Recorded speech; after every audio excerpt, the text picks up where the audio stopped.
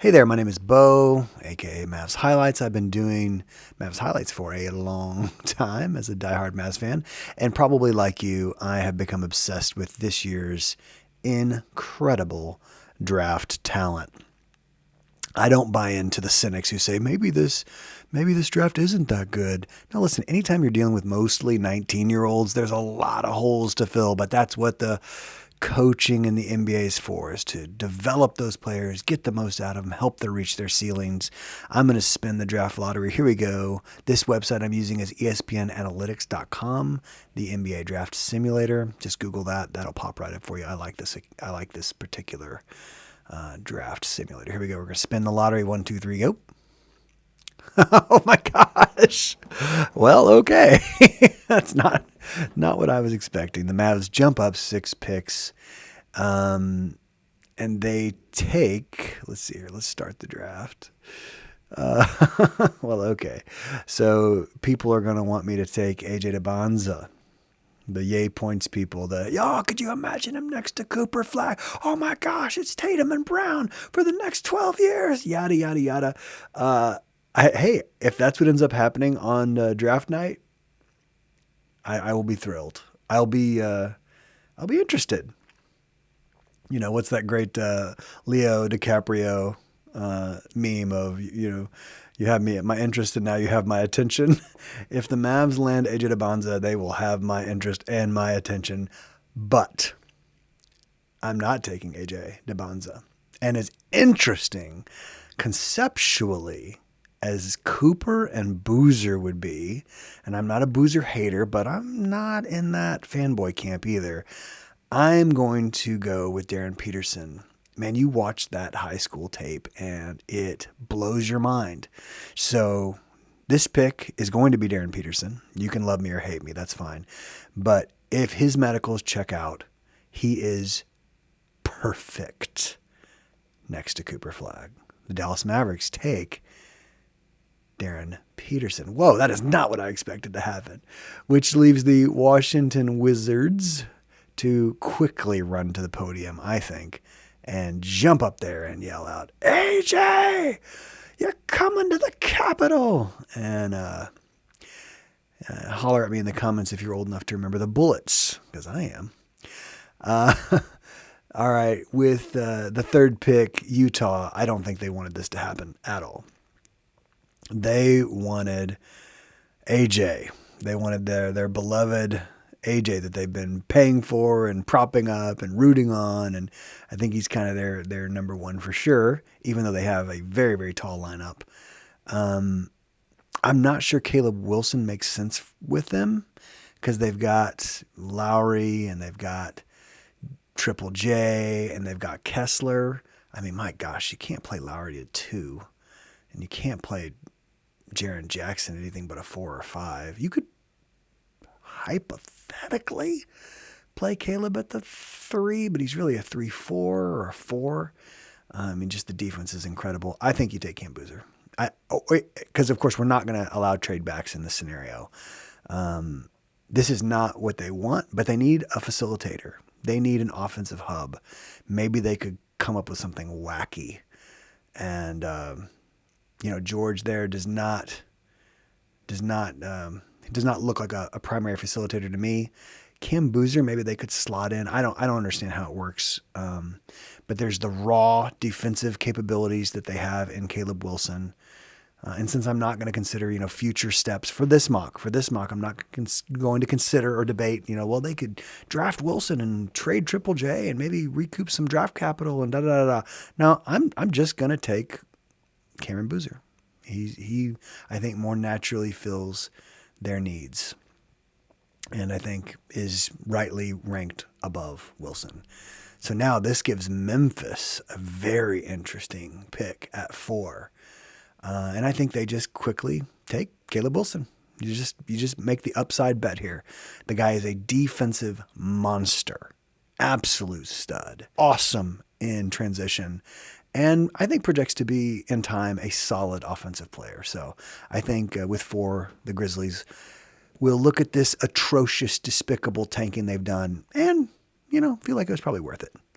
Caleb Wilson is easy to get excited about. Now, as you notice, the Pacers did not get a pick because they dropped out of the top 4. And there they are at 5. And the Clippers are licking their lips as they approach the podium. They've already got a small guard, so Acuff is just off the board. Would they be Wagler or Flemings? I'm going to give them Keaton Wagler. I think he probably fits their future a little bit better. He projects, I think, stronger next to Garland, who is small. All right, so yeah, Keaton Wagler, who is, man, I don't know about you, I love this kid. I think the Illinois offense, though touted as it was, I think it was, very high school level offense. The kind of things they were doing were just so predictable. And they did not have creative ways of getting Keaton good looks. He kind of had to do everything on his own. And when he was off the floor, that offense just came to a grinding halt. I love this kid. You can say everything you want about his lack of athleticism. It's true. You can say everything you want about a lack of current strength. It's true. But he is a legitimate 6'6". And I think just super high IQ. I would love him on the Mavs, but it's not to be in this particular mock. Keaton Wagler's going 5 to the Clippers. The Brooklyn Nets. The Nets, who have drafted 1 million guards, are now facing 1 million guards standing in front of them. Diamond doesn't look like a facilitator. Do they take Acuff ahead of the Kings? The Kings are sitting there at 7, praying that Acuff falls to them. Oh, come on. The Nets, the Nets want that name. The Nets want that shine. The Nets want that fun, offensive dynamo. They're going to take Darius Acuff Jr. All right, now the Kings. This is the worst for the Kings. And by the way, I love that. I have no problem with the Kings suffering here. I'm higher on Brown than Kingston. I know a lot of people aren't. And I think the Kings need a flashy new car. The Kings need something they can sell their fans. And I think Kingston is probably harder to sell to their desperate fan base than a healthy Michael Brown Jr. I think Michael has one of the highest ceilings of all of these guards, maybe the highest ceiling of all the guards. And so outside of Darren Peterson. And so I'm going to give the Kings Michael. We're going to say Michael had a great workout for them, blew their socks off. They see the highlights, they see the facilitation, they see the incredibly tight handle he's got, and they see that he bombs away from 3. All right, so Michael. The Hawks are hating this. No, probably not. Kingston fell to them. Boom. Easy. Kingston fell to them. So now the Bulls, and I have been mocking to the Bulls either Burries or Lindenberg, Yaxel or Burries, back and forth here. Who am I feeling today? The Bulls, who have a lot of guards, does Burries project high enough to them to add another guard to their stable of guards, or do they just draft the senior citizen who is going to step on the court and be a solid contributor from day one and theoretically for the next 10 years? Is 9 too early for Yaxel? I say no. I'm going to draft Yaxel, but that's not because I'm so high on Yaxel. I'm honestly just a little lower on Burries than a lot of you guys are. I know some people think, man, Burries is just going to be this awesome player with star upside, and I think he's going to be a really, really great support player. I don't see the star upside. Now, I've been wrong before, but I don't see it in Burries.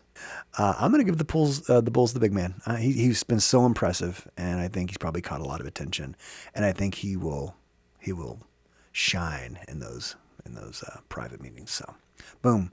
Now, does Burries go here? No. I like Philon to the Bucks. Philon is the more natural teammate if they are trying to pair someone with Giannis. I think Philon comes in and can facilitate awesome next to Giannis, hit threes, break down defenses. He's just that jitterbug. I love Philon. And once again, I'm just not as high on Burries, so I'm going Phylon to the Bucks. I like that. I like that placement. Whether Giannis is there or gone, I think Phylon is the easier sell to Bucks fans.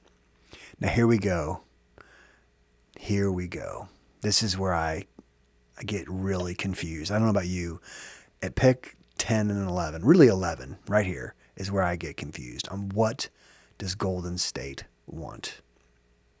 Someone like Hannes Steinbach would be awesome. He'd come in there and he'd grab every rebound. Every shot that Steph doesn't hit, Giannis would be battling for the rebound. Offensive rebound, defensive rebound. He's a monster. I think he's a really solid offensive player. The defense is the question, so maybe that's not as attractive. But you could plug him in there, and he's a very mobile, solid passing, rebounding monster.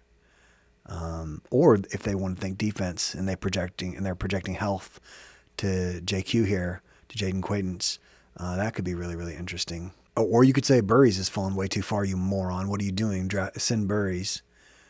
Does Burries fit next to Steph? Should we even be thinking like that? He's not a future star. He's not like the Steph, heir apparent or anything like that. What role does he fill on the Warriors? He's just another kind of versatile guard. They have those guys. Well, or where is he on here? Or would the Dubs take someone like Mara? Does he mess up their offensive system? He's a great passer. They've had some pretty big success with bigs. Ooh, do I love that? Do I love Mara to the Dubs at 11? I do.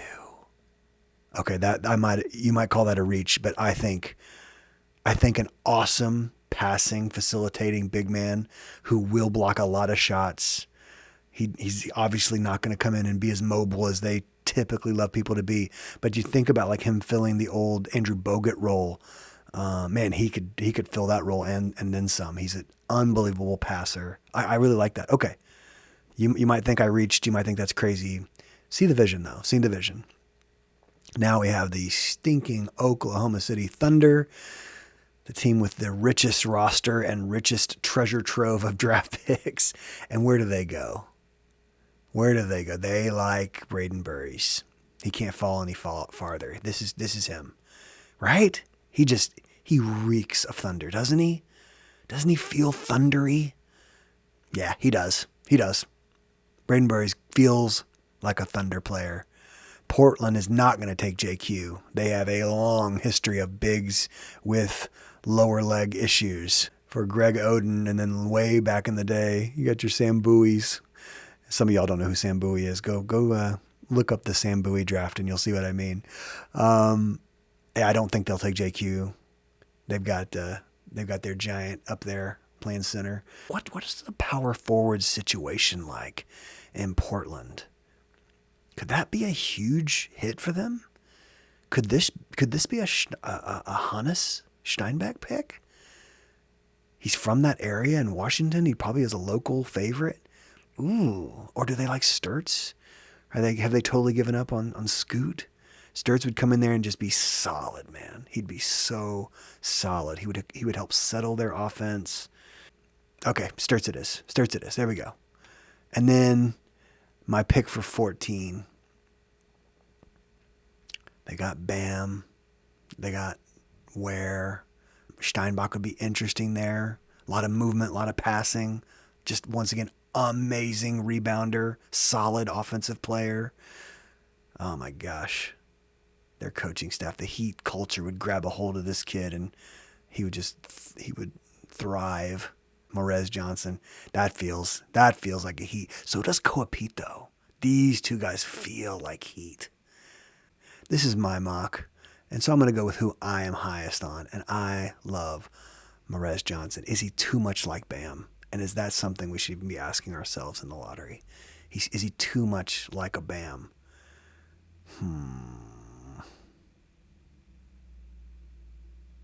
Nope. I like Mo Johnson. I like it.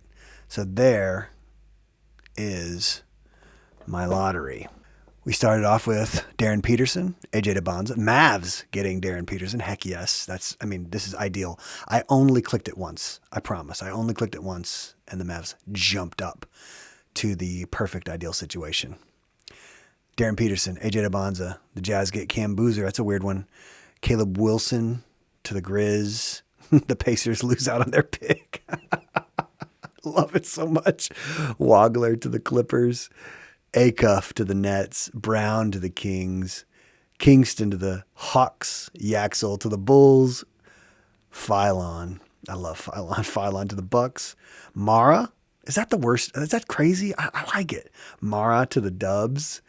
Burries feels like a Thunder to me. Oh, man. He feels like the kind of guy that shouldn't have slipped there, but he did, and he's going to have an amazing career. Sturts, not my favorite prospect, but I know a lot of people love him. I'm just thinking, hey, they probably are ready to move on from the Scoot Henderson experience, or maybe shore up their guard core even a little bit more. There goes Sturts, and then Mo Johnson, Morez Johnson to the Heat. That feels good to me. Let me know what you guys think. Y'all have a good one. Bye.